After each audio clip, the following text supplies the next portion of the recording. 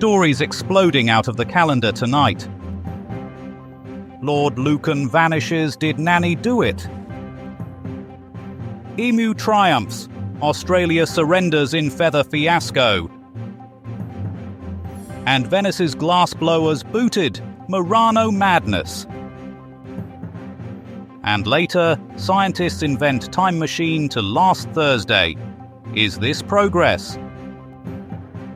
Those are the headlines. May the facts be with you. Briefly. Hadean Newsbang, slashing and burning the forests of fabrication. 1974. Shocking revelations today as Scotland Yard confirms that Lord Lucan, the aristocrat who vanished after allegedly bludgeoning his children's nanny to death with a lead pipe, may have been hiding in plain sight as a dinner lady in Woking Comprehensive School.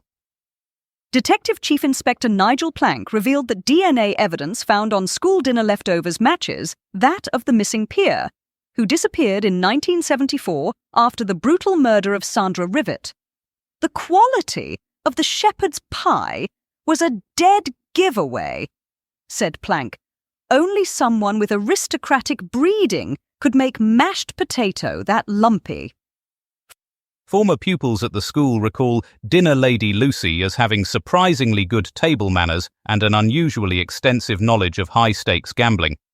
One ex-student, now 52, said she always insisted we address her as my lady when asking for seconds of spotted dick. The case took a further twist when investigators discovered a collection of false moustaches and a peer's coronet hidden in the school kitchen's potato peeler drawer. However, hopes of an arrest were dashed when the suspect fled through a service entrance, leaving only a heavily embroidered apron and a betting slip for the 3:30 at Kempton. 1932. Absolute scenes from Western Australia today as military forces admitted total defeat in their war against a mob of heavily armed EMUs. The birds, described by witnesses as absolute units, successfully repelled attacks from Lewis guns, proving themselves masters of guerrilla warfare. Major Meredith, commander of the operation, was seen crying into his mustache as the emus executed perfect tactical maneuvers. "They've got better military minds than half my officers," he sobbed, watching the birds split into small units and outflank his men. Local farmer Bruce Stumpy McGee claimed the emus had developed sophisticated counterintelligence. "They've got lookouts, bloody lookouts. I saw one doing hand signals. Well, wing signals. They're organised, I tell you." The government has now declared a ceasefire after expending 10,000 rounds of ammunition to kill just 986 emus, making this the most unsuccessful military campaign since Napoleon tried to invade Russia in flip-flops. Officials are now considering opening diplomatic channels with the EMU leadership, though early peace talks were hampered when the chief negotiator was pecked in the groin. 1291. Chaos erupted in Venice today as armed guards forcibly relocated the city's entire glassmaking industry to Murano Island, citing concerns that the craftsmen's constant playing with fire might burn the whole bloody city down. The controversial move has left hundreds of master glassblowers fuming, with many claiming they're being imprisoned for their art. Luigi Bellini, a third-generation glassmaker, complained, "How am I supposed to keep my mistress now that I'm stuck on this stupid island?" The Venetian government defended their decision, stating that keeping the glassmakers isolated would prevent industrial espionage and maintain quality control.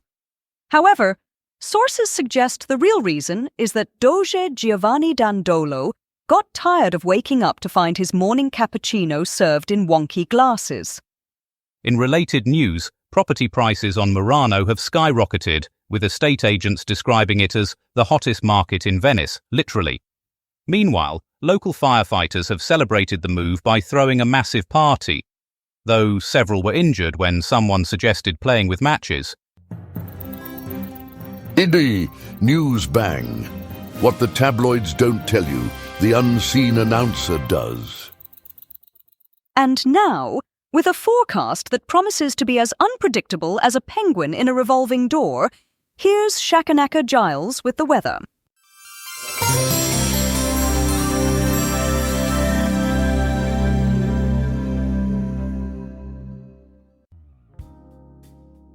Alright, listen up, weather watchers. Tomorrow's forecast is a bit of a mixed bag, like a Christmas stocking filled with socks and coal. In the south, expect a light dusting of snow, the kind that makes the countryside look like it's been coated in icing sugar. But don't get too excited. It'll melt faster than an ice cube in a furnace. Up north, the winds will be howling like a pack of disgruntled wolves. Perfect weather for those attending the annual haggis hurling championships in Inverness. Just be sure to wear your wellies, lest you end up with a face full of Scotland's finest delicacy. And in the Midlands, the rain will be falling harder than a clumsy toddler on a slip and slide. Might want to keep an umbrella handy, unless you fancy looking like a drowned rat. Speaking of which, the annual rat race in Birmingham is still on, despite the inclement weather. To sum it up, a wintry mix, gale force gusts, and a downpour fit for Noah's Ark. Stay safe out there, and don't forget your mittens.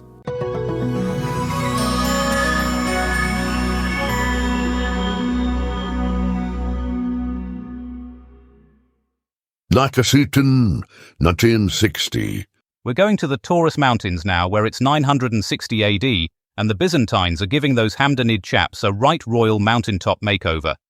Leo Phocas the Younger has turned those peaks into a giant kebab skewer, and those poor Arabs are dropping like flies at a falafel festival. We go live now to our man on the precarious precipice, Brian Bastable, who's dodging rocks, arrows, and rogue mountain goats. Brian, what in the name of Alexander the Great is happening? Martin, it's like a medieval avalanche of awesome out here. The Byzantines have ambushed those Hamdanid raiders with the subtlety of a charging rhino in a china shop. The mountain passes are echoing with the sound of clashing steel, panicked screams, and what I can only assume is the world's most unfortunate yodeling contest.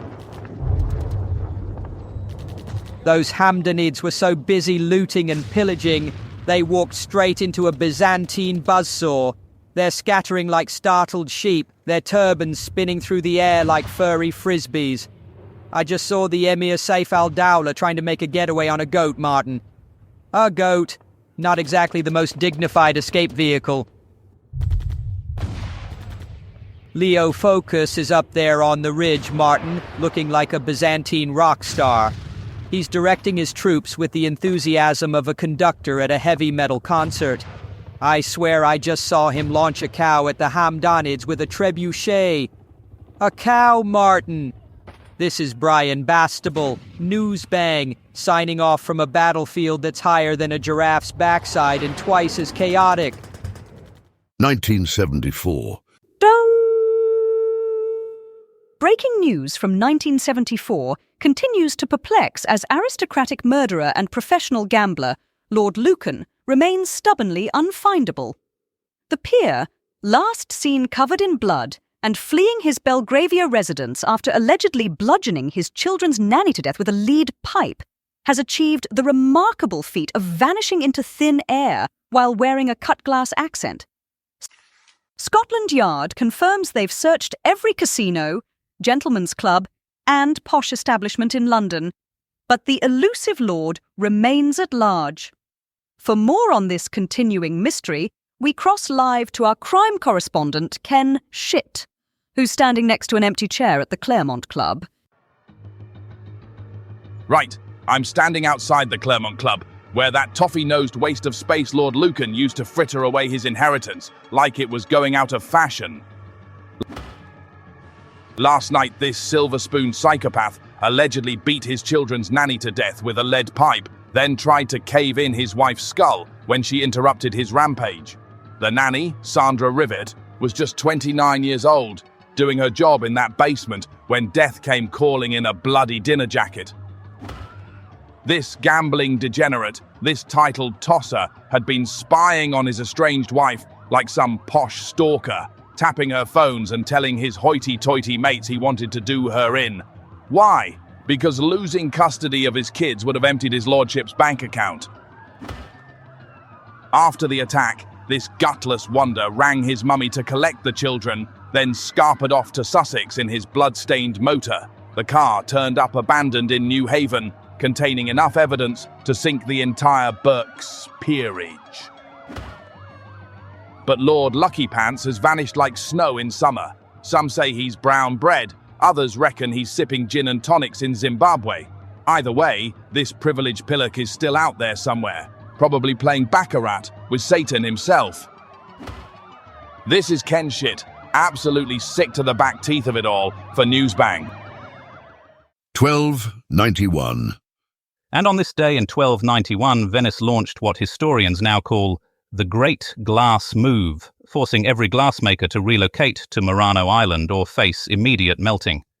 The controversial no-blow zone policy transformed a simple island into a fortress of forbidden furnaces, where artisans were essentially imprisoned in a gilded cage of their own making. The move sparked what became known as the Transparent Revolution, though ironically everything about it was rather opaque. For more on this story of medieval industrial espionage, we cross to our political correspondent, Hadean Newsbang, who's been investigating whether modern governments could legally force all bakers to move to the Isle of Wight. Martin, I'm here with Master Glassblower Giovanni Bellacqua, who's just been told he has to pack up his entire workshop and move it to Murano Island. How are you feeling about this, Giovanni? It's a disaster. My family has blown glass on this spot for 3 generations, and now they tell me I must go live with the fishermen. Pesto, can you explain exactly why Venice is forcing these relocations? Well, Martin, it's quite simple. The Doge has decided that having hundreds of extremely hot furnaces in a city made entirely of wood might not be the best idea anyone's ever had. Nonsense. In 40 years I have only burned down 3 buildings. 3 buildings, Master Bellacqua? Small ones, and that church was already looking quite shabby. The authorities are also concerned about protecting trade secrets, Martin. They don't want just anyone learning how to make our famous Venetian glass. And how exactly are they protecting these secrets, Pesto? Well, any glassmaker who tries to leave Murano will be executed. What? Nobody told me this part? So they're being given special privileges in exchange for isolation. That's right, Martin. Their daughters can marry nobles and they get free fish on Fridays. Free fish? This is getting worse. I hate fish. Thank you, Pesto. That's Hadean Pesto reporting from 1291 with a man who's about to learn that island life isn't all it's cracked up to be. 1966. On this day in 1966, Massachusetts voters did something so unprecedented it caused several election officials to faint directly into their ballot boxes. Edward Brooke became the first African American elected to the U.S. Senate since Reconstruction, a feat that reportedly caused several dinosaurs to emerge from extinction, purely to register their shock. The moderate Republicans' victory was so groundbreaking, geologists are still measuring the tremors.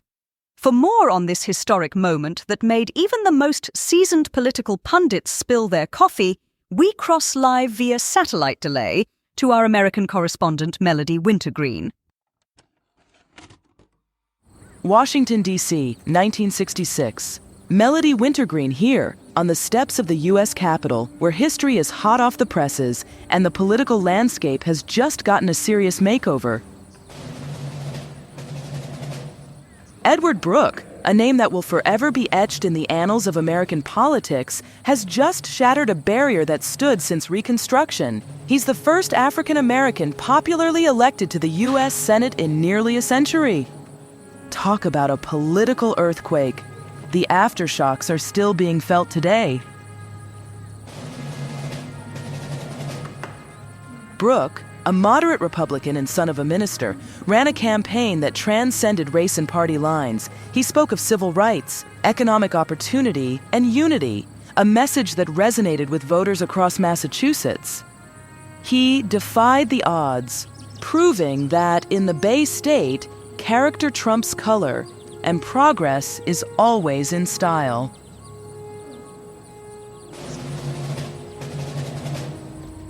As Brooke takes his seat in the Senate chamber, you can practically hear the ghosts of Jim Crow weeping.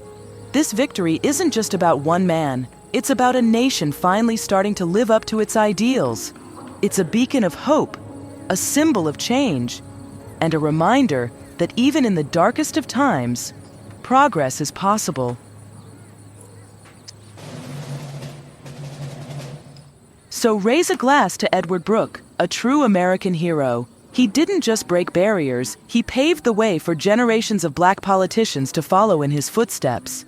Melody Wintergreen, Newsbang from the U.S. Capitol, where history has been made, and the future is looking a little brighter, a little more inclusive, and a whole lot more interesting. Newsbang, the new bitch in town, dishing out the truth with a twist. Time now for travel, and our correspondent Polly Beep has been monitoring the state of Britain's roads and airways from her position hovering above the transport network. Aloha, travel lovelies. Polly Beep here with a traffic report that's more turbulent than a luau in a hurricane. We start with a splash landing in the Pacific. Pan Am Flight 7 has gone for a dip. It seems the pilot fancied a bit of impromptu surfing but forgot to bring his board. If you're sailing between Hawaii and San Francisco, pack your swimming trunks and a fishing net. You might catch some duty-free bargains. Back on dry land, the A40 is a bit of a gas. Excessive carbon monoxide, they say. Hold your breath, folks, or invest in a good quality air freshener. Might I suggest odour exhaust fumes? A new fragrance for the discerning driver. Up on the M1 northbound, it's a scene from a jigsaw puzzle. Bits of debris everywhere. Looks like a lorry carrying a load of party poppers has exploded. Expect delays while they try to piece together what's left. And finally, a message for anyone planning a trans-Pacific trip. Forget it. All lanes are closed. They're suggesting a detour via Antarctica, but frankly, I'd rather stay home with a cuppa and a biscuit. This is Polly Beep, signing off.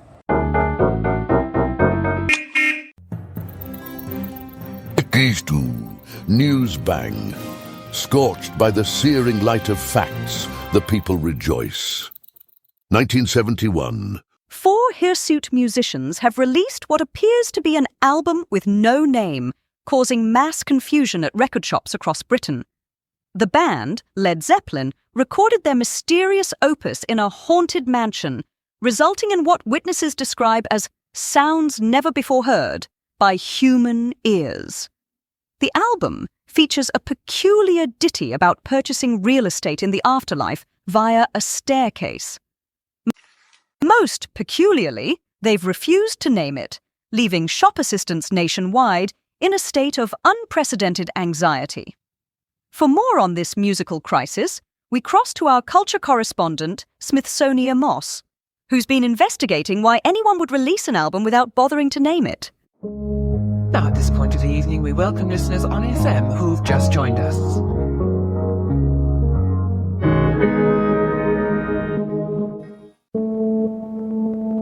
Whoa, Newsbang Nation.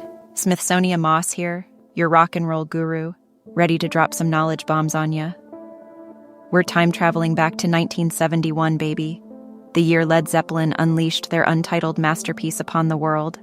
An album so epic, so legendary, it didn't even need a name. It's like they were saying, our music speaks for itself, bitches. Now, these weren't your average studio rats, honey.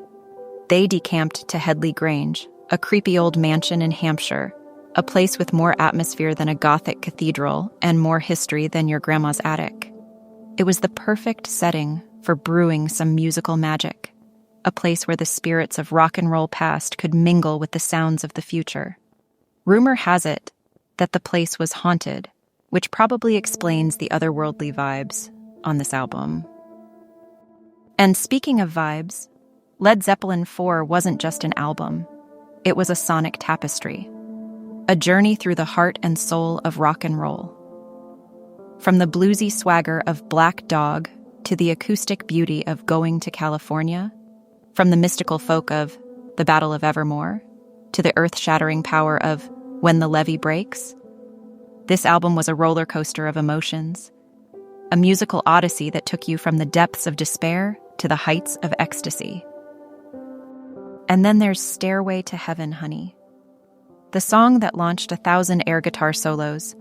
The anthem that defined a generation. The 8-minute epic that made every teenage boy want to buy a double-necked guitar and grow his hair down to his ass. It's a song about hope, redemption, and the search for something more, all wrapped up in a mystical, metaphorical package that's been debated and dissected for decades. Is it about materialism? Spiritual enlightenment? A really long staircase? Who knows? But one thing's for sure. It's a goddamn masterpiece. Led Zeppelin 4 wasn't just a hit. It was a cultural phenomenon. It topped the charts, sold millions of copies, and influenced countless musicians. It's the album that made Led Zeppelin legends, the album that defined the sound of a generation, and the album that still sounds as fresh and relevant today as it did back in '71. So, if you haven't listened to it yet, what are you waiting for? Put on your headphones, crank up the volume, and prepare to have your mind blown. Whoa! Wobbly. Newsbang. Diving deep into the treacherous waters of fact to surface with nourishing truth. And finally, let's have a look at tomorrow's rag rappers. The Times lead with German grab 2 Brits in Dutch love nest. Is there a map? Yes, there is. The Telegraph go with Aussies sink. Last German warship. Was it the Bismarck? No, it was a Pedalo. Picture of a ship. You bet your bottom dollar there is. The Mail opt for Croats crumble historic bridge in Mostar. Before and after photos. Oh, you'd better believe it. And the Express have Soap Suds Swamp City Centre. Thousands suddenly clean. No, that can't be right. Must be something about suds. And that's your lot. Scram. Newsbang will reappear tomorrow, probably with more cock-ups. Until then, I'm off for a pint. Tune in next time for more artificially intelligent hilarity. Newsbang is a comedy show, written and recorded by AI. All voices impersonated. Nothing here is real. Good night.